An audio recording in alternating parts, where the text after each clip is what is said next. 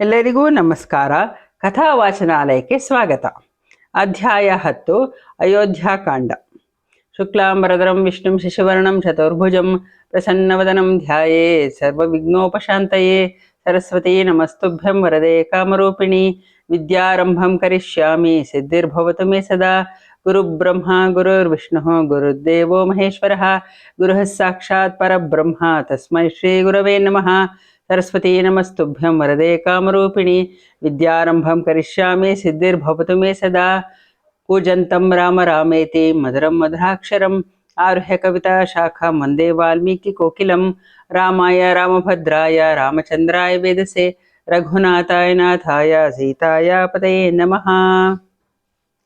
ಸೀತಾರಾಮರ ಸಂವಾದವನ್ನು ಆಲಿಸುತ್ತಾ ಅಲ್ಲೇ ನಿಂತಿದ್ದ ಲಕ್ಷ್ಮಣನು ದುಃಖವನ್ನು ತಡೆದುಕೊಳ್ಳಲಾರದೆ ಹೋದನು. ಅವನು ಕಂಬನಿಯನ್ನು ಸುರಿಸುತ್ತಾ ಅಣ್ಣನ ಕಾಲುಗಳನ್ನು ಹಿಡಿದು ಸೀತಾರಾಮರಿಗೆ ಹೇಳಿದನು, ನೀವು ಮೃಗ ಗಜಗಳಿಂದ ತುಂಬಿದ ಕಾಡಿಗೆ ಹೋಗುವುದೇ ನಿಜವಾದರೆ ನಾನು ನಿಮ್ಮ ಮುಂದೆ ಬಿಲ್ಲನ್ನು ಹಿಡಿದುಕೊಂಡು ನಡೆಯುತ್ತೇನೆ. ನಾನಿದ್ದರೆ ದುಷ್ಟ ಮೃಗಗಳಿರುವ ಕಾಡಿನಲ್ಲಿ ನೀವು ಸುಖವಾಗಿ ವಿಹರಿಸಬಹುದು. ಅಣ್ಣ, ನಿನ್ನನ್ನು ಬಿಟ್ಟು ದೇವಲೋಕವಾಗಲಿ ಅಮರತ್ವವಾಗಲಿ ಲೋಕದ ಸಂಪತ್ತಾಗಲಿ ನನಗೆ ಬೇಡ. ರಾಮನು ಲಕ್ಷ್ಮಣನ ಮನವೊಲಿಸಿ ಅವನನ್ನು ಕಾಡಿಗೆ ಬಾರದಂತೆ ತಡೆಯಲು ಬಹು ವಿಧವಾಗಿ ಪ್ರಯತ್ನಿಸಿದನು. ಆಗ ಲಕ್ಷ್ಮಣನೆಂದನು, ಅಣ್ಣ, ಯಾವಾಗಲೂ ನಿನ್ನ ಜೊತೆ ಇರಲು ನೀನೇ ನನಗೆ ಅನುಮತಿಯನ್ನು ಕೊಟ್ಟಿರುವೆ. ಈಗ ನನ್ನನ್ನು ತಡೆಯುತ್ತಿರುವವನು ನೀನೆ. ಇದೇಕೆ ಹೀಗೆ? ನನ್ನನ್ನು ತಡೆಯುವುದಕ್ಕೆ ಏನಾದರೂ ಬಲವಾದ ಕಾರಣವಿರಬಹುದೆಂದು ನನಗೆ ಸಂಶಯ. ಆ ಕಾರಣ ಏನೆಂದು ತಿಳಿಸಣ್ಣ. ತನಗಿಂತ ಮೊದಲೇ ಕಾಡಿಗೆ ಹೋಗಲು ಉತ್ಸುಕನಾಗಿರುವ ಪ್ರೀತಿಯ ವಿಧೇಯ ತಮ್ಮನಿಗೆ ರಾಮನೆಂದನು, ಲಕ್ಷ್ಮಣ, ನಿನಗೆ ನನ್ನ ಮೇಲೆ ಎಷ್ಟು ಪ್ರೀತಿ ಇದೆ ಎಂಬುದು ನನಗೆ ಚೆನ್ನಾಗಿ ಗೊತ್ತಿದೆ. ನೀನು ಧರ್ಮರಥ, ವೀರ, ಸನ್ಮಾರ್ಗಗಾಮಿ, ನನ್ನ ಪ್ರಾಣ ಸಖ, ವಿಧೇಯ, ಸ್ನೇಹಿತ ಎಂಬುದೆಲ್ಲ ಸರಿ. ಆದರೆ ನೀನೂ ನನ್ನ ಜೊತೆ ಕಾಡಿಗೆ ಬಂದರೆ ಕೌಸಲ್ಯ ಮತ್ತು ಸುಮಿತ್ರೆಯರ ಗತಿ ಏನಾದೀತೆಂದು ಆಲೋಚಿಸಿರುವೆಯಾ? ಪರ್ಜನ್ಯನು ಭೂಮಿಯ ಮೇಲೆ ಮಳೆ ಸುರಿಸಿ ಭೂಮಿಯ ಇಷ್ಟಾರ್ಥಗಳನ್ನು ನೆರವೇರಿಸುವಂತೆ ಮಹಾರಾಜನು ನಮ್ಮ ಜನನೀಯರ ಮನೋಭಿಷ್ಟಗಳನ್ನು ನೆರವೇರಿಸುತ್ತಿದ್ದವನು ಇಂದು ಕಾಮಪಾಶಕ್ಕೆ ಸಿಲುಕಿ ತನ್ನ ಪ್ರಭಾವವನ್ನು ಕಳೆದುಕೊಂಡಿದ್ದಾನೆ. ಅಶ್ವಪತಿಯ ಮಗಳ ಕೈಗೆ ಒಮ್ಮೆ ರಾಜ್ಯಾಧಿಕಾರ ಬಂತೆಂದರೆ ಅವಳು ಸವತಿಯರನ್ನ ಗೌರವದಿಂದ ನೋಡಿಕೊಳ್ಳಲಾರಳು. ಭರತನು ರಾಜನಾದ ಮೇಲೆ ದುಃಖಿತೆಯರಾದ ಕೌಸಲ್ಯ ಮತ್ತು ಸುಮಿತ್ರೆಯರನ್ನ ಜ್ಞಾಪಿಸಿಕೊಳ್ಳುವುದು ಸಂಶಯ.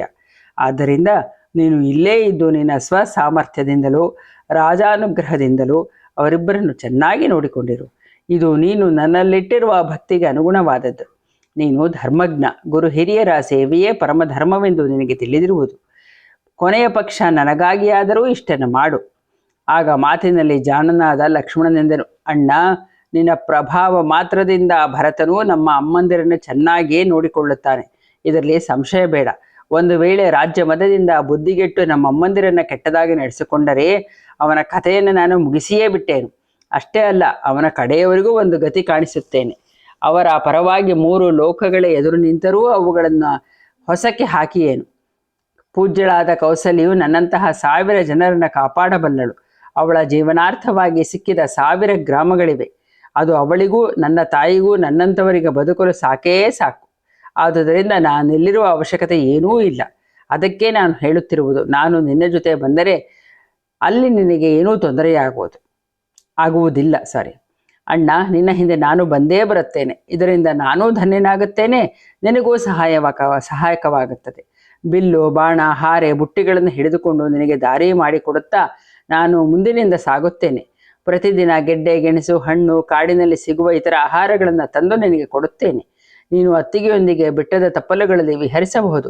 ನೀನು ನಿದ್ರಿಸುವಾಗಲೂ ಎಚ್ಚರದಿಂದ ಇರುವಾಗಲೂ ಮಾಡಬೇಕಾದ ಕಾರ್ಯಗಳನ್ನು ನಾನು ಮಾಡುತ್ತಿರುತ್ತೇನೆ. ಲಕ್ಷ್ಮಣನ ಮಾತುಗಳಿಂದ ರಾಮನಿಗೆ ಸಂತೋಷವಾಯಿತು. ಅವನೆಂದನು, ತಮ್ಮ, ಸರಿ, ಹಾಗಿದ್ದರೆ ಹೋಗು. ನಿನ್ನ ಸ್ನೇಹಿತರಿಗೆ ವಿದಾಯವನ್ನು ಹೇಳಿ ಬಾ. ಹಿಂದೆ ವರುಣನು ಜನಕ ಮಹಾರಾಜನಿಗೆ ಕೊಟ್ಟ 2 ಭಯಂಕರವಾದ ಬಿಲ್ಲುಗಳು ನಮ್ಮಲ್ಲಿವೆ. ಅಭೇದ್ಯವಾದ ಕವಚವಿದೆ. 2 ದಿವ್ಯವಾದ ಅಕ್ಷಯ ಬತ್ತಳಿಕೆಗಳು ನಮ್ಮಲ್ಲಿವೆ. ಸೂರ್ಯಪ್ರಭೆಯ ಚಿನ್ನದ ಹಿಡಿಯಿರುವ 2 ಖಡ್ಗಗಳಿವೆ. ಅವುಗಳನ್ನೆಲ್ಲ ಪೂಜಿಸಿ ಗುರುಗಳ ಮನೆಯಲ್ಲಿಡಲಾಗಿದೆ. ಬೇಗನೆ ಹೋಗಿ ಅವುಗಳನ್ನೆಲ್ಲ ತೆಗೆದುಕೊಂಡು ಬಾ. ಲಕ್ಷ್ಮಣನು ತನ್ನ ಊರ್ಮಿಳೆ, ಸುಮಿತ್ರೆ ಮುಂತಾದ ಆಪ್ತ ಜನರಲ್ಲಿ ಹೋಗಿ ಅವರಿಂದ ಬೀಳ್ಕೊಂಡು ಗುರುಗಳ ಮನೆಗೆ ಹೋಗಿ ಅಲ್ಲಿಂದ ಆಯುಧಗಳನ್ನು ತೆಗೆದುಕೊಂಡು ಬಂದು ರಾಮನಿಗೆ ತೋರಿಸಿದನು. ಆಗ ರಾಮನು ಪ್ರೀತಿಯಿಂದ ಹೇಳಿದನು, ಲಕ್ಷ್ಮಣ, ನನ್ನ ನಿರೀಕ್ಷೆಯಂತೆ ಸರಿಯಾದ ಸಮಯಕ್ಕೆ ಬಂದೆ. ನನ್ನಲ್ಲಿರುವ ಸಂಪತ್ತನ್ನೆಲ್ಲ ತಪಸ್ವಿಗಳಾದ ಗುರು ಭಕ್ತರಾದ ಬ್ರಾಹ್ಮಣರಿಗೂ ನಮ್ಮ ಸೇವಕ ವರ್ಗದವರಿಗೂ ಕೊಡಬೇಕೆಂದಿದ್ದೇನೆ. ಅದಕ್ಕೆ ನಿನ್ನ ಸಹಾಯ ಬೇಕು. ಪೂಜ್ಯನಾದ ವಸಿಷ್ಠರ ಪುತ್ರನಾದ ಸುಯಜ್ಞನನ್ನು ಇಲ್ಲಿಗೆ ಕರೆದುಕೊಂಡು ಬಾ. ಅವನನ್ನು ಮತ್ತಿತರ ಶ್ರೇಷ್ಠ ಬ್ರಾಹ್ಮಣರನ್ನು ಪೂಜಿಸಿ ಕಾಡಿಗೆ ಹೊರಡೋಣ. ಅಣ್ಣನ ಆದೇಶದಂತೆ ಲಕ್ಷ್ಮಣನು ಸುಯಜ್ಞನ ಬಿಡಾರಕ್ಕೆ ಹೋದನು. ಅಗ್ನಿಶಾಲೆಯಲ್ಲಿದ್ದ ಸುಯಜ್ಞನನ್ನ ಕಂಡು ನಮಸ್ಕರಿಸಿ ಲಕ್ಷ್ಮಣನು ಹೇಳಿದನು, ಸಖ, ನಮ್ಮಣ್ಣ ರಾಮನು ಒಂದು ದುಷ್ಕರವಾದ ಕಾರ್ಯಕ್ಕೆ ಕೈ ಹಾಕಿರುವನು. ಅವನ ಅರಮನೆಗೆ ಬಂದು ನೋಡು. ಸುಯಜ್ಞನು ಸಂಧ್ಯೆಯನ್ನು ಮುಗಿಸಿ ರಾಮನ ಭವನಕ್ಕೆ ಬಂದನು. ಪೂಜಿಸಲ್ಪಟ್ಟ ಅಗ್ನಿಯಂತೆ ಹೊಳೆಯುತ್ತಿದ್ದ ಸುಯಜ್ಞನನ್ನು ನೋಡುತ್ತಲೇ ಸೀತಾರಾಮರು ಎದ್ದು ನಿಂತು ಕೈ ಮುಗಿದರು. ಅನಂತರ ಚಿನ್ನದ ತೋಳ್ಬಳೆಗಳನ್ನು, ಸುಂದರವಾದ ಕುಂಡಲಗಳನ್ನು, ಚಿನ್ನದ ದಾರದಲ್ಲಿ ಪೋಣಿಸಿದ ಮಣಿರತ್ನಗಳಿರುವ ಹಾರಗಳನ್ನು ಅವನಿಗೆ ಸಮರ್ಪಿಸಿ ರಾಮನು ಅವನನ್ನು ಪೂಜಿಸಿದನು. ಸೀತೆಯ ಅಪೇಕ್ಷೆಯಂತೆ ಅವನೆಂದನು, ಮಿತ್ರ, ಸೀತೆಯು ತನ್ನ ಮುಕ್ತಾಹಾರವನ್ನು, ಚಿನ್ನದ ಸೊಂಟದ ಪಟ್ಟಿಯನ್ನು, ತೋಳ್ಬಳೆ, ಕೈಬಳೆಗಳನ್ನು ನಿನ್ನ ಪತ್ನಿಗಾಗಿ ಕೊಡಬೇಕು ಎಂದುಕೊಂಡಿದ್ದಾಳೆ. ಏಕೆಂದರೆ ಅವಳೀಗ ಕಾಡಿಗೆ ಹೊರಟಿದ್ದಾಳೆ. ಹಾಗೆ ವಿವಿಧ ರತ್ನಗಳಿಂದ ಅಲಂಕೃತವಾದ ಚಿನ್ನದ ಹೊದಿಕೆ ಇರುವ ಮಂಚವನ್ನು ಕೊಡುವಳು. ನನ್ನ ಸೋದರ ಮಾವನು ಶತ್ರುಂಜಯ ಎಂಬ ಆನೆಯನ್ನು ನನಗೆ ಕೊಟ್ಟಿರುವನು. ಅದರೊಡನೆ 1000 ಸುವರ್ಣ ನಾಣ್ಯಗಳನ್ನು ನಿನಗೆ ದಾನ ಮಾಡುವೆನು. ಸುಯಜ್ಞನು ಅವುಗಳನ್ನು ಸ್ವೀಕರಿಸಿ ರಾಮ ಸೀತೆಯರನ್ನು ಆಶೀರ್ವದಿಸಿದನು. ರಾಮನು ಪುನಃ ಲಕ್ಷ್ಮಣನಿಗೆಂದನು, ತಮ್ಮ, ಬ್ರಾಹ್ಮಣೋತ್ತಮರಾದ ಅಗಸ್ತ್ಯ ಮತ್ತು ಕೌಶಿಕರನ್ನ ಗೌರವದಿಂದ ಕರೆದುಕೊಂಡು ಬಾ. ಅವರಿಗೆ ರತ್ನಗಳನ್ನು, 1000 ಗೋವುಗಳನ್ನು ದಾನ ಮಾಡು. ಬಂಗಾರದ, ಬೆಳ್ಳಿಯ ನಾಣ್ಯಗಳನ್ನು ದಕ್ಷಿಣೆಯಾಗಿ ಕೊಡು. ಅವರು ಸಂತೋಷ ಪಡಲಿ. ತೈತ್ತರೀಯ ಶಾಖೆಯ ವಿದ್ಯಾರ್ಥಿಗಳಿಗೆ ಪಾಠ ಹೇಳುವ ವಿದ್ವಾಂಸರೊಬ್ಬರಿದ್ದಾರೆ. ಅವನು ನನ್ನಮ್ಮನನ್ನು ಮತ್ತು ನಿನ್ನಮ್ಮನನ್ನು ತುಂಬ ಗೌರವಿಸುತ್ತಾನೆ. ಬಹಳ ಯೋಗ್ಯ. ಅವನು ತೃಪ್ತಿ ಪಡುವಷ್ಟು ಸಂಪತ್ತನ್ನು ದಾನ ಮಾಡು. ವಾಹನ, ದಾಸಿಯರು, ರೇಷ್ಮೆ ವಸ್ತ್ರಗಳು ಇರಲಿ. ಚಿತ್ರರಥನೆಂಬ ಸೂತನು ನಮ್ಮ ಗೆಳೆಯನು. ಬಹಳ ಕಾಲದಿಂದ ಇಲ್ಲಿ ದುಡಿಯುತ್ತಿದ್ದಾನೆ. ಅವನಿಗೂ ವಸ್ತ್ರ ರತ್ನಾದಿಗಳನ್ನು ಕೊಟ್ಟು ಸಂತೋಷಪಡಿಸು. 1000 ಗೋವುಗಳನ್ನು, ಇತರ ಸಾಕು ಪ್ರಾಣಿಗಳನ್ನು ಕೊಡು. ಕಲಾಪವನ್ನು ಅಧ್ಯಯನ ಮಾಡುವ ಕೆಲವು ಬ್ರಹ್ಮಚಾರಿಗಳಿದ್ದಾರೆ. ಅಧ್ಯಯನದ ಹೊರತಾಗಿ ಬೇರೇನೇನೂ ಮಾಡುವುದಿಲ್ಲ. ಸೋಮಾರಿಗಳು, ಮೃಷ್ಟಾನ್ನ ಭೋಜನ ಪ್ರಿಯರೂ ಆಗಿದ್ದಾರೆ. ದೊಡ್ಡ ಮನುಷ್ಯರು ಅವರನ್ನು ಗೌರವಿಸುತ್ತಾರೆ. ಅವರಿಗೆ ರತ್ನಗಳು ತುಂಬಿದ 80 ವಾಹನಗಳನ್ನು, 1000 ಗಾಡಿ ಭತ್ತವನ್ನು, 200 ಗಾಡಿ ಕಡಲೆಯನ್ನು ಕೊಡು. ಹಾಗೆ ಹಾಲು, ಮೊಸರು, ಬೆಣ್ಣೆ, ತುಪ್ಪಗಳಿಗಾಗಿ 1000 ಗೋವುಗಳನ್ನು ಕೊಡು. ನನ್ನಮ್ಮನನ್ನು ಆಶ್ರಯಿಸಿರುವ ವಟುಗಳ ಒಂದು ದೊಡ್ಡ ಗುಂಪೇ ಇದೆ. ಅವರಲ್ಲಿ ಒಬ್ಬೊಬ್ಬರಿಗೂ 1000 ನಾಣ್ಯಗಳನ್ನು ಅರ್ಪಿಸು. ನನ್ನಮ್ಮನು ಸಂತೋಷ ಪಡಲಿ. ರಾಮನೆಂದಂತೆ ಲಕ್ಷ್ಮಣನು ಬ್ರಾಹ್ಮಣರನ್ನು ಕರೆಯಿಸಿ ಕುಬೇರನಂತೆ ದಾನ ಕರ್ಮವನ್ನು ನೆರವೇರಿಸಿದನು. ಅಲ್ಲೇ ಕಣ್ಣುಗಳಲ್ಲಿ ನೀರು ತುಂಬಿ ನಿಂತಿದ್ದ ಭೃತ್ಯರಿಗೆ ಸಂಪತ್ತನ್ನು ಕೊಟ್ಟು ರಾಮನೆಂದನು, ನಾವು ಹಿಂದೆ ಬರುವವರೆಗೆ ನನ್ನ ಮತ್ತು ಲಕ್ಷ್ಮಣನ ಮನೆಗಳನ್ನು ಚೆನ್ನಾಗಿ ನೋಡಿಕೊಂಡಿರಿ. ಅನಂತರ ರಾಮನ ಕೋಶಾಧಿಕಾರಿಗೆ ಹಣವನ್ನು ತರುವಂತೆ ಆಜ್ಞಾಪಿಸಿದನು. ಅವನು ತಂದ ಹಣದ ದೊಡ್ಡ ರಾಶಿಯು ನೋಡುವಂತಿತ್ತು. ಅದನ್ನು ರಾಮನು ಲಕ್ಷ್ಮಣನು ಸೇರಿ ಬ್ರಾಹ್ಮಣರಿಗೆ, ಬಾಲರಿಗೆ, ವೃದ್ಧರಿಗೆ ಕೊಡಿಸಿದನು. ಅಲ್ಲಿ ಗರ್ಗ ಗೋತ್ರಜನಾದ ತ್ರಿಜಟ ಎಂಬ ಬ್ರಾಹ್ಮಣನಿದ್ದನು. ಕಾಡಿನಲ್ಲಿ ಉಂಚ ವೃತ್ತಿಯಿಂದ ಜೀವಿಸುತ್ತಿದ್ದನು. ಕೈಯಲ್ಲಿ ಹಾರೆ, ಪಿಕಾಸೆಗಳನ್ನು ಹಿಡಿದುಕೊಂಡು ತಿರುಗುತ್ತಿದ್ದನು. ಅವನು ಮುದುಕನಾಗಿದ್ದನು. ಅವನ ಹೆಂಡತಿ ಚಿಕ್ಕ ವಯಸ್ಸಿನವಳು. ಅವಳು ಬಡತನದಿಂದ ಬಳಲಿ ಮಕ್ಕಳನ್ನು ಅವನ ಮುಂದೆ ನಿಲ್ಲಿಸಿ ಎಂದಳು, ಈ ಹಾರೆ ಪಿಕಾಸೆಗಳನ್ನು ಬಿಸಾಡಿ ನಾನು ಹೇಳಿದಂತೆ ಮಾಡು. ನೀನು ಹೋಗಿ ರಾಮನನ್ನು ಕಾಣು. ನಿನಗೇನಾದರೂ ಸಿಕ್ಕೀತು. ಹೆಂಡತಿಯ ಮಾತಿನಂತೆ ಒಂದು ಹರ ಕುಶಾಲನ್ನು ಹೊದ್ದುಕೊಂಡು ರಾಮನ ಅರಮನೆಯ ಕಡೆಗೆ ಹೊರಟನು. ತೇಜಸ್ಸಿನಲ್ಲಿ ಭೃಗು ಅಂಗೀರಸರಂತಿದ್ದ ಅವನನ್ನು ಅರಮನೆಯಲ್ಲಿ ಯಾರೂ ತಡೆಯಲಿಲ್ಲ. ಅವನು ರಾಮನ ಮುಂದೆ ನಿಂತು ಎಂದನು, ರಾಜಕುಮಾರ, ನಾನೊಬ್ಬ ಬಡ ಬ್ರಾಹ್ಮಣ. ನನಗೆ ಮಕ್ಕಳೂ ತುಂಬ. ಉಂಚ ವೃತ್ತಿಯಿಂದ ಜೀವನವನ್ನು ಸಾಗಿಸುತ್ತಿದ್ದೇನೆ. ನನ್ನ ಮೇಲೆ ದಯೆ ತೋರು. ಆಗ ರಾಮನು ಪರಿಹಾಸಕ್ಕೆಂದು ಮಾತು ಹೇಳಿದನು, ನೀನು 1000 ಗೋವುಗಳನ್ನೆಲ್ಲ ನಾನು ಕೊಡುವುದು. ನೀನು ನಿನ್ನ ದಂಡವನ್ನು ಎಲ್ಲಿಯವರೆಗೆ ಎಸೆಯುತ್ತೀಯೋ ಅಲ್ಲಿಯವರೆಗಿನ ಗೋವುಗಳೆಲ್ಲವೂ ನಿನಗೆ. ಆಗ ಆ ಬ್ರಾಹ್ಮಣನು ಸಡಗರದಿಂದ ತನ್ನ ಶಾಲನ್ನು ಸೊಂಟಕ್ಕೆ ಬಿಗಿದು ತನ್ನ ಬಲವನ್ನೆಲ್ಲ ಬಳಸಿ ದಂಡವನ್ನೆಸೆದನು. ಅದು ಸರಿಯೂ ನದಿಯನ್ನು ದಾಟಿ ಅಲ್ಲಿದ್ದ ಗೋ ಸಮೂಹವನ್ನು ದಾಟಿ ಆ ಕಡೆ ಎತ್ತುಗಳು ನಿಂತಿದ್ದಲ್ಲಿಗೆ ಹೋಗಿ ಬಿತ್ತು. ರಾಮನು ತ್ರಿಜಟನನ್ನು ಪ್ರೀತಿಯಿಂದ ಆಲಂಗಿಸಿಕೊಂಡರು. ಆ ಗೋವುಗಳನ್ನು ಗೊಲ್ಲರ ಮೂಲಕ ತ್ರಿಜಟನ ಗುಡಿಸಲಿಗೆ ಸಾಗಿಸಿದನು. ಅನಂತರ ರಾಮನು ತ್ರಿಜಟನನ್ನು ಸಂತೈಸುತ್ತಾ ಹೇಳಿದನು, ಕೋಪಿಸಿಕೊಳ್ಳಬೇಡಪ್ಪ, ನಾನು ಹಾಸ್ಯಕ್ಕೆ ಹಾಗೆಂದೆ ಅಷ್ಟೇ. ನಿನ್ನ ಸಾಮರ್ಥ್ಯವನ್ನು ತಿಳಿದುಕೊಳ್ಳುವುದಕ್ಕಾಗಿ ನಾನೊಡ್ಡಿದ ಪರೀಕ್ಷೆ ಇದು. ಈಗ ಹೇಳು, ನನಗೆ ಇನ್ನೇನು ಬೇಕು? ನಿಜ ಹೇಳುತ್ತಿದ್ದೇನೆ, ನಿನ್ನಂತಹ ವಿಪ್ರರಿಗಾಗಿಯೇ ಇರುವುದು ನನ್ನ ಸಂಪತ್ತು. ನಿನ್ನಂತಹ ಸತ್ಪಾತ್ರರಿಗೆ ಕೊಟ್ಟರೆ ಅದು ಸಾರ್ಥಕವೂ ಕೀರ್ತಿಕರವೂ ಆಗುತ್ತದೆ. ತ್ರಿಜಟ ತನ್ನ ಪತ್ನಿಯೊಂದಿಗೆ ಗೋ ಸಂಪತ್ತನ್ನು ಸ್ವೀಕರಿಸಿ ಬಹು ಸಂತುಷ್ಟನಾದನು. ಬೇರೇನನ್ನು ಅಪೇಕ್ಷಿಸಲಿಲ್ಲ. ರಾಮನಿಗೆ ಬಲ, ಕೀರ್ತಿ, ಪ್ರೀತಿ, ಸುಖಗಳು ದೊರೆಯಲೆಂದು ಆಶೀರ್ವದಿಸಿದನು.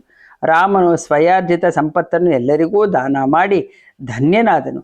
ಅವನಿಂದ ದಾನ ಮಾನಗಳಿಗೆ ಒಳಗಾದವರಲ್ಲಿ ಯಾರೂ ತೃಪ್ತರಾಗದೇ ಇರುವವರೇ ಇರಲಿಲ್ಲ. ಸೀತೆಯೊಂದಿಗೆ ರಾಮ ಲಕ್ಷ್ಮಣರು ದ್ವಿಜಾದಿಗಳಿಗೆ ದನಗಳನ್ನು ದಾನ ಮಾಡಿ ತಮ್ಮ ತಂದೆಯನ್ನು ನೋಡಲು ಹೊರಟರು. ಅವರಿಬ್ಬರೂ ಹಿಡಿದುಕೊಂಡಿದ್ದ ಆಯುಧಗಳು ಸೀತೆಯಿಂದ ಮಾಲಾದಿಗಳಿಂದ ಅಲಂಕರಿಸಲ್ಪಟ್ಟು ಉಜ್ವಲವಾಗಿ ಹೊಳೆಯುತ್ತಿದ್ದವು. ಮಾರ್ಗಕ್ಕೆ ಬಂದ ಅವರನ್ನು ನೋಡಲು ಖಿನ್ನರಾದ ಜನರು ಮನೆ, ಭವನ, ವಿಮಾನಗಳ ಮೇಲೇರಿ ನಿಂತರು. ಮಾರ್ಗವು ಜನಸಂದೋಹದಿಂದ ಕಿಕ್ಕಿರಿದಿದ್ದರಿಂದ ಅಲ್ಲಿ ನಿಲ್ಲಲು ಸ್ಥಳವೇ ಇರಲಿಲ್ಲ. ಎಲ್ಲರೂ ಪೆಚ್ಚು ಮೋರೆಗಳಿಂದ ರಾಮನನ್ನು ನೋಡುತ್ತಿದ್ದರು. ಕಾಲ್ನಡಿಗೆಯಿಂದ ಲಕ್ಷ್ಮಣ ಸೀತೆಯರೊಂದಿಗೆ ಹೋಗುತ್ತಿದ್ದ ರಾಮನನ್ನು ಕಂಡು ಜನರು ಅನೇಕ ರೀತಿಯಿಂದ ಮಾತನಾಡಿಕೊಳ್ಳುತ್ತಿದ್ದರು. ಯಾರ ಹಿಂದೆ ಚತುರಂಗ ಸೈನ್ಯವು ಸಾಗಬೇಕಿತ್ತೋ ಅಂತಹ ರಾಮನ ಹಿಂದೆ ಸೀತೆ ಲಕ್ಷ್ಮಣರು ಇಬ್ಬರೇ ಹೋಗುತ್ತಿದ್ದಾರೆ. ಐಶ್ವರ್ಯದ ರುಚಿಯನ್ನು ಕಂಡವನಾದರೂ, ಬೇಡಿದವರಿಗೆ ಬೇಡಿದ್ದನ್ನು ಕೊಡಬಲ್ಲವನಾದರೂ ಈಗ ಧರ್ಮವನ್ನು ಕಾಪಾಡುವ ಉದ್ದೇಶದಿಂದ ತಂದೆಯ ಮಾತನ್ನು ಸುಳ್ಳಾಗಿಸಲು ಇಚ್ಛಿಸುತ್ತಿಲ್ಲ. ಯಾವಳನ್ನು ಆಕಾಶಗಾಮಿಗಳು ನೋಡಲು ಸಾಧ್ಯವಿರಲಿಲ್ಲವೋ ಅಂತಹ ಸೀತೆಯನ್ನು ಬೀದಿ ಜನರೆಲ್ಲರೂ ನೋಡುವ ಹಾಗಾಯಿತು. ಇಷ್ಟರವರೆಗೆ ಅಂಗರಾಗದಿಂದ ರಕ್ತಚಂದನದಿಂದ ಅಲಂಕರಿಸಿಕೊಳ್ಳುತ್ತಿದ್ದ ಸೀತೆ ಇನ್ನು ಮಳೆ ಬಿಸಿಲುಗಳಿಗೆ ಮೈಯೊಡ್ಡಿ ವಿವರಣವಾಗಲಿದ್ದಾಳೆ. ಬಹುಶಃ ದಶರಥನನ್ನು ಯಾವುದೋ ದೆವ್ವ ಹಿಡಿದಿರಬೇಕು. ಅದಕ್ಕೆ ತನ್ನ ಪ್ರಿಯ ಪುತ್ರನಿಗೆ ಅವಮಾನ ಮಾಡುತ್ತಿದ್ದಾನೆ. ಒಳ್ಳೆಯ ಗುಣವಿಲ್ಲದ ಮಗನನ್ನು ಯಾರೂ ಗಡಿಪಾರು ಮಾಡುವುದಿಲ್ಲ. ಹೀಗಿರುವಾಗ ತನ್ನ ಒಳ್ಳೆಯ ಗುಣಗಳಿಂದ ಲೋಕವನ್ನೇ ಗೆದ್ದಿರುವ ಮಗನನ್ನು ಕಾಡಿಗೆ ಕಳಿಸುವುದು ಎಂದರೇನು? ಅಹಿಂಸೆ, ಅನುಕಂಪ, ವಿದ್ಯೆ, ಶೀಲ, ಇಂದ್ರಿಯ ನಿಗ್ರಹ, ಕ್ಷಮೆ, ಈ 6 ಗುಣಗಳು ರಾಮನ ಶೋಭೆಯನ್ನು ಹೆಚ್ಚಿಸುವ ಭೂಷಣಗಳು. ಆದುದರಿಂದ ರಾಮನಿಗೆ ದುಃಖವಾದರೆ ನಮಗೇ ದುಃಖವಾಗುತ್ತದೆ. ಬೇಸಿಗೆಯಲ್ಲಿ ಜಲಾಶಯಗಳಲ್ಲಿ ನೀರು ಬತ್ತಿದಾಗ ಜಲಚರಗಳಿಗೆ ಕಷ್ಟವಾಗುವಂತೆ ಈ ಜಗತ್ಪತಿಗೆ ಪೀಡೆಯಾದರೆ ಜಗತ್ತಿಗೆ ಪೀಡೆಯಾಗುತ್ತದೆ. ಹೂವು ಹಣ್ಣುಗಳಿರುವ ಮರದ ಬುಡಕ್ಕೆ ಪೆಟ್ಟಾದರೆ ಮರಕ್ಕೆ ನೋವಾಗದೆ? ಈ ಧರ್ಮವನ್ನೇ ತನ್ನ ಸಾರವನ್ನಾಗಿ ಹೊಂದಿರುವ ಈತ ಲೋಕದಲ್ಲಿ ಬುಡವಿದ್ದಂತೆ. ಹೂವು, ಹಣ್ಣು, ಎಲೆ, ಕೊಂಬೆಗಳೆಂದು ಇತರ ಜನರು. ಆದುದರಿಂದ ಅವನನ್ನು ಲಕ್ಷ್ಮಣನ ಹಿಂಬಾಲಿಸಿದಂತೆ ನಾವೂ ಹಿಂಬಾಲಿಸೋಣ. ತೋಟ, ಹೊಲೆ, ಮನೆಗಳನ್ನು ಬಿಟ್ಟು ರಾಮನ ಸುಖ ದುಃಖಗಳಲ್ಲಿ ಭಾಗಿಗಳಾಗಿ ಅವನ ಹಿಂದೆ ಹೋಗೋಣ. ನಾವು ಬಿಟ್ಟು ಹೋಗುವ ಮನೆಗಳಲ್ಲಿರುವ ಸಂಪತ್ತನ್ನೆಲ್ಲ ದರೋಡೆಕಾರರ ಪಾಲಾಗುವುದು. ನಮ್ಮ ಅಂಗಳಗಳೆಲ್ಲ ಪಾಳು ಬೀಳುವವು. ಬರಿದಾದ ಮನೆಗಳಲ್ಲಿ ಧೂಳು ಕಸಗಳು ತುಂಬುವವು. ದೇವತೆಗಳೆಲ್ಲ ಹೊರಟು ಹೋಗುವರು. ಇಲಿಗಳು ಬಿಲೆಗಳನ್ನು ಕೊರೆದು ಸುಖವಾಗಿ ಓಡಾಡಿಕೊಂಡಿರುವವು. ನೀರು ಹೊಗೆಗಳಿಲ್ಲದೆ, ಬಲಿಕರ್ಮವಿಲ್ಲದೆ, ಪೂಜೆ ಮಂತ್ರ ಜಪಗಳಿಲ್ಲದೆ ಕ್ಷಾಮ ಕಾಲದ ಮನೆಗಳಂತಾಗುವವು. ಇಂತಹ ಮನೆಗಳಿರುವ ರಾಜ್ಯವನ್ನು ಕೈಕೇಯಿಯೇ ಆಳಲಿ. ರಾಮನು ಯಾವ ಕಾಡಿಗೆ ಹೋಗುವನೋ ಅದೇ ನಗರವಾಗುತ್ತದೆ. ನಾವೆಲ್ಲರೂ ಕಾಡಿಗೆ ಹೋದರೆ ನಮಗೆ ಹೆದರಿ ಬಿಲಗಳಿಂದ, ಹಾವು ತಪ್ಪಲುಗಳಿಂದ ಕ್ರೂರ ಮೃಗ ಪಕ್ಷಿಗಳು ಪಲಾಯನ ಮಾಡುವವು. ಸಿಂಹ, ಆನೆಗಳು ಕಾಡನ್ನು ಬಿಟ್ಟು ಓಡಿ ಹೋಗುತ್ತವೆ. ನಾವು ಬಿಟ್ಟು ಹೋಗುವ ನಗರವಿದೆಯಲ್ಲ, ಅಲ್ಲಿ ಕಾಡಿನಿಂದ ಓಡಿದ ಹಾವು ಮೃಗ ಪಕ್ಷಿಗಳು ಹೋಗಿ ನೆಲೆಸಲಿ. ಅಂತಹ ನಗರವಿರುವ ಆ ರಾಜ್ಯವನ್ನು ಕೈಕೇಯಿಯು ತನ್ನ ಮಗ ಬಂಧುಗಳೊಡನೆ ಆಳಿಕೊಳ್ಳಲಿ. ನಾವೇನು ರಾಮನೊಡನೆ ಕಾಡಿನಲ್ಲಿಯೇ ನೆಮ್ಮದಿಯಿಂದ ಬದುಕೋಣ. ಹೀಗೆ ನಾನಾ ಜನರು ನಾನಾ ವಿಧವಾಗಿ ಮಾತನಾಡಿಕೊಳ್ಳುತ್ತಿದ್ದರು. ಇದೆಲ್ಲ ರಾಮನಿಗೆ ಕಿವಿಗೆ ಬಿದ್ದರೂ ಅವನ ಮನಸ್ಸು ವಿಕಾರಗೊಳ್ಳಲಿಲ್ಲ. ದೂರದಿಂದಲೇ ಕೈಲಾಸ ಶಿಖರದಂತಿದ್ದ ದಶರಥನಿದ್ದ ಅರಮನೆ ಕಾಣಿಸಿತು. ಆನೆ ನಡಿಗೆ ರಾಮನು ಗಂಭೀರವಾಗಿ ಅದರತ್ತ ನಡೆದನು. ವಿಧೇಯರಾದ ವೀರಪುರುಷರು, ದುಃಖ ತಪ್ತರಾದ ಜನರು ನಿಂತಿದ್ದರು. ಸಂತುಷ್ಟ ಚಿತ್ತನಾದ ರಾಮನು ಮಾತ್ರ ನಗು ಮೋರೆಯಿಂದಲೇ ಇದ್ದನು. ಅವನು ತಂದೆಯ ವಚನವನ್ನು ನಡೆಸುವ ದೃಢ ಸಂಕಲ್ಪವನ್ನ ಮಾಡಿದ್ದರಿಂದ ಶಾಂತ ಚಿತ್ತನಾಗಿಯೇ ಇದ್ದನು. ಅವನು ಸುಮಂತ್ರನಿಗೆಂದನು, ಸುಮಂತ್ರ, ನಾವು ಬಂದದ್ದನ್ನು ಮಹಾರಾಜನಿಗೆ ತಿಳಿಸಿ. ಮಂಗಳಂ ಜಯ ಮಂಗಳಂ ಶುಭ ಮಂಗಳಂ ಶ್ರೀರಾಮಗೆ. ಭಾನುಕುಲದಲ್ಲಿ ಜನಿಸಿದವಗೆ ಭಕ್ತ ಜನ ಪರಿಪಾಲಗೆ. ಲೀಲೆಯಿಂದಲಿ ವಾಲಿ ನಿಗ್ರಹ ಮಾಡಿದ ಭೂಪಾಲಗೆ. ಮಂಗಳಂ ಜಯ ಮಂಗಳಂ ಶುಭ ಮಂಗಳಂ ಶ್ರೀರಾಮಗೆ. ತಾಟಕೀಯ ಕೊಂದವನಿಗೆ ಘೋರಾಟವನ ಸಂಚಾರಿಗೆ. ಆಟಕೋಜ್ವಲ ಕಾಂತಿ ಶೋಭಿಪ ದಿವ್ಯ ರತ್ನ ಕಿರೀಟಗೆ. ಮಂಗಳಂ ಜಯ ಮಂಗಳಂ ಶುಭ ಮಂಗಳಂ ಶ್ರೀರಾಮಗೆ. ದಂಡಕಾರಣ್ಯಕ್ಕೆ ಹೋಗಿ ಚಂಡ ದೈತ್ಯನ ಗೆಲಿದವಗೆ. ಅಂಡ ಪಿಂಡ ಬ್ರಹ್ಮಾಂಡ ನಾಯಕ ರಾಮ ಕೋದಂಡ ರಾಮಗೆ. ಮಂಗಳಂ ಜಯ ಮಂಗಳಂ ಶುಭ ಮಂಗಳಂ ಶ್ರೀರಾಮಗೆ. ಜೈ ಶ್ರೀರಾಮ್. ಧನ್ಯವಾದಗಳು. ತಪ್ಪಿದ್ದರೆ ಕ್ಷಮಿಸಿ.